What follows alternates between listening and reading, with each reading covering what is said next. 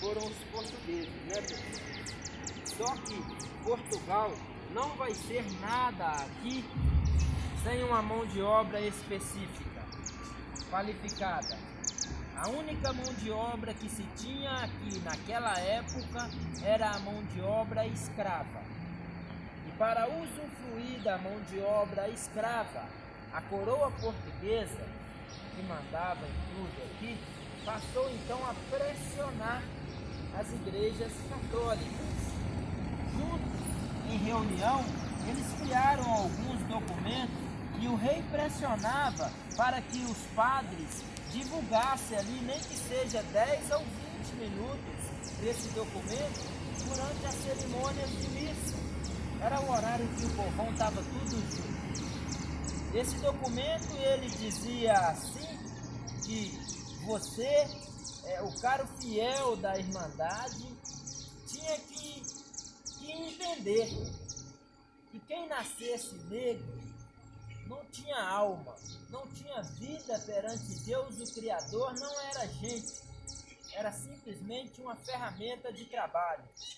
E essas pessoas aqui, no século XVIII, eram tratadas bem pior do que o próprio animal, que era só para carregar os senhores para lá e para cá. Aqui, os escravos sofreram muito.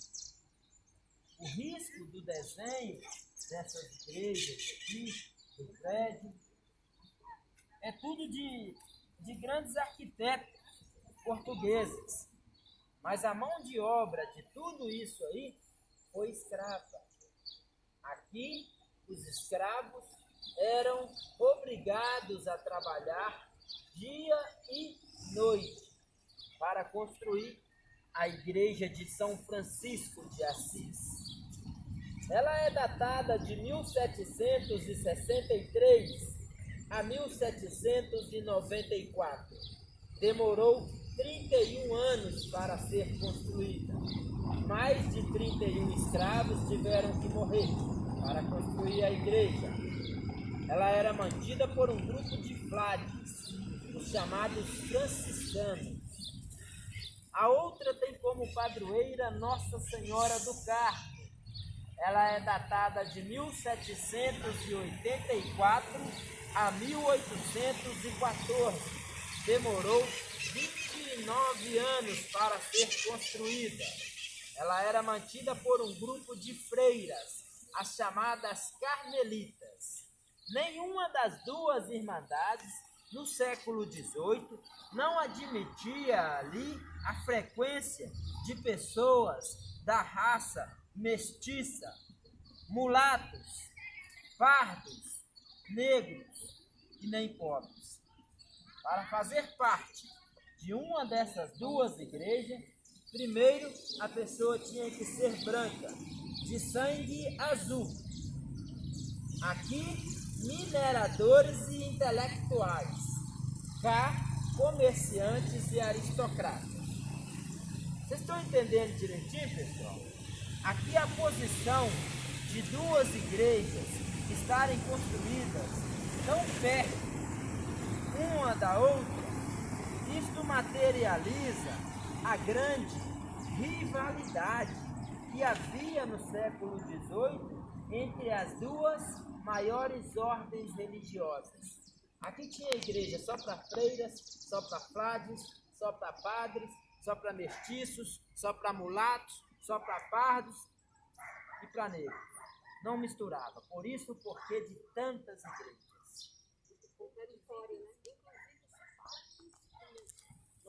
Não misturava.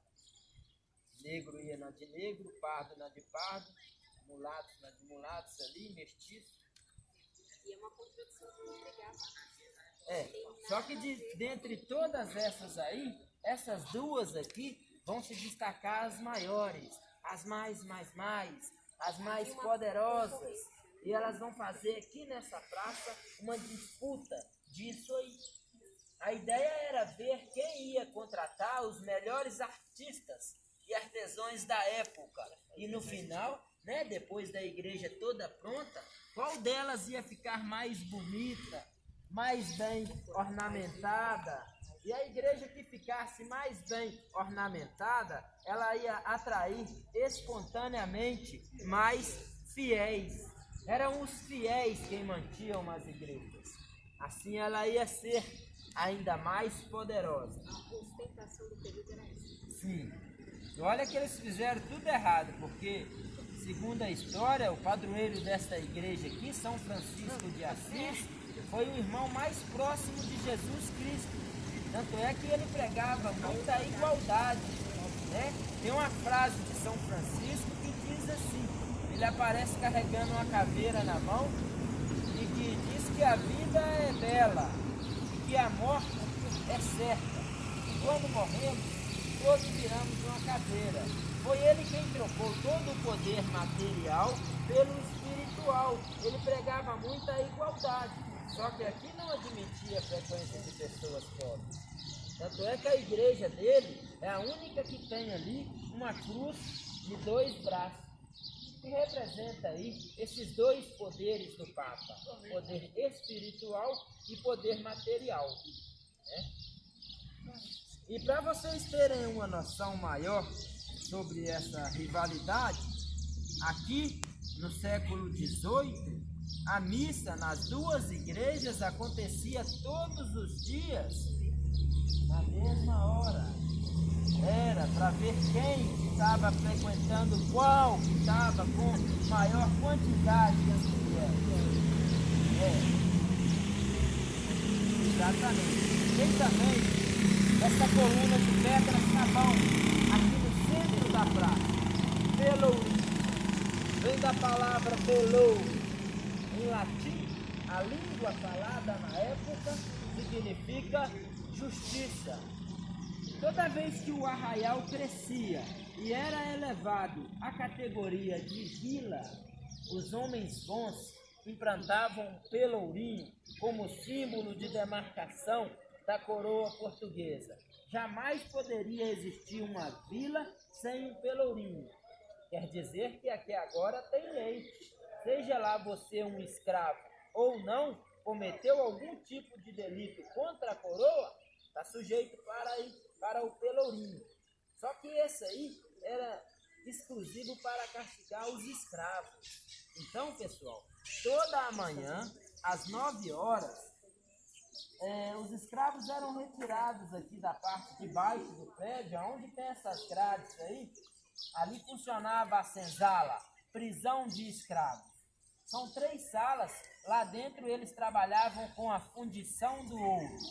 Eles eram retirados daí toda manhã, às 9 horas, em filas, levado para o pelourinho, um por um. Era amarrado naquelas 2 argolas de ferro que tem embaixo, para tomar a primeira surra do dia, mesmo sem ter feito nada. E diziam que era para o escravo começar bem o dia, para evitar que esse escravo criasse montins, quilombos, ou até mesmo que esse escravo fugisse. Porque o escravo que fugia, ele deixava para os outros escravos um exemplo muito feio. Então tinha um moço muito mau na época, responsável por capturar escravos fujões. Chamavam ele de capitão do mato. Ele tinha uma bolsa cheia de uma mistura que ele mesmo fazia de sal grosso do mar com pimenta do reino socada para jogar nas feridas dos escravos. Então, quando ele pegava um escravo fujão, o escravo tinha que ser amarrado ali e açoitado até morrer. E o açoite era feito assim, em plena praça pública, para servir de exemplo para os outros.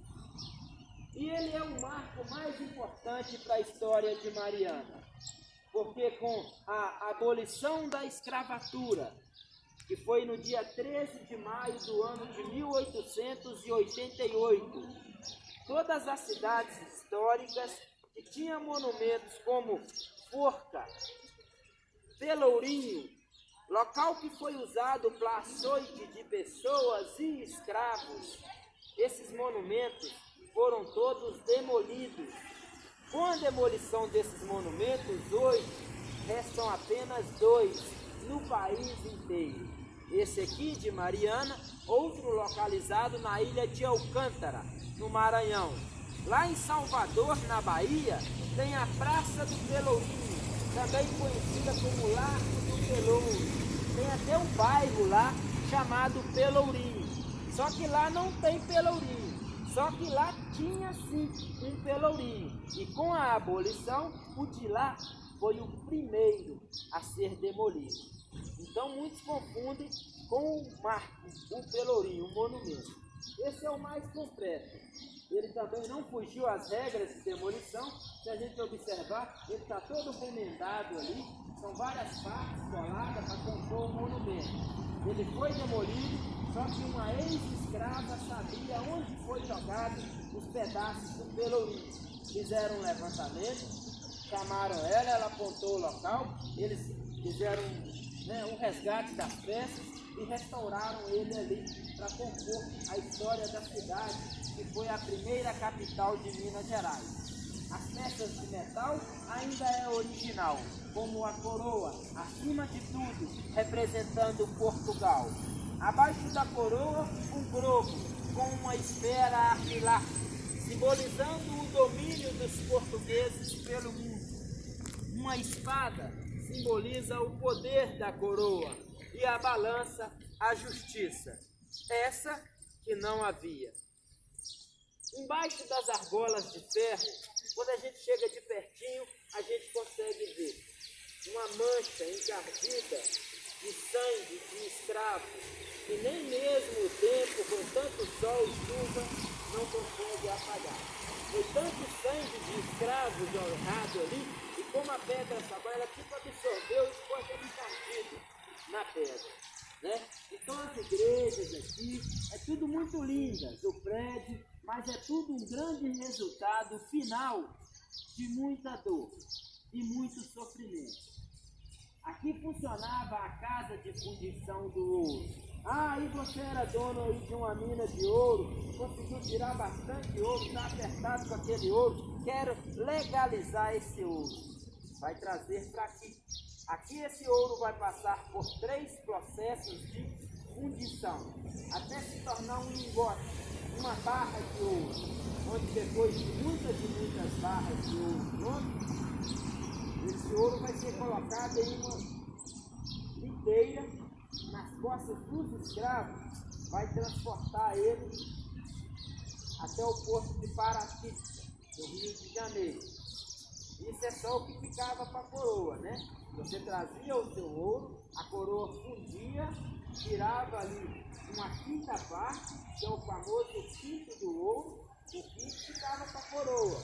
Em troca disso, seu ouro recebia um selo real. Isso quer dizer legal. E o ouro que circulava por aí, não tinha um selo real, só era dado que era um ouro ilegal, contrabando.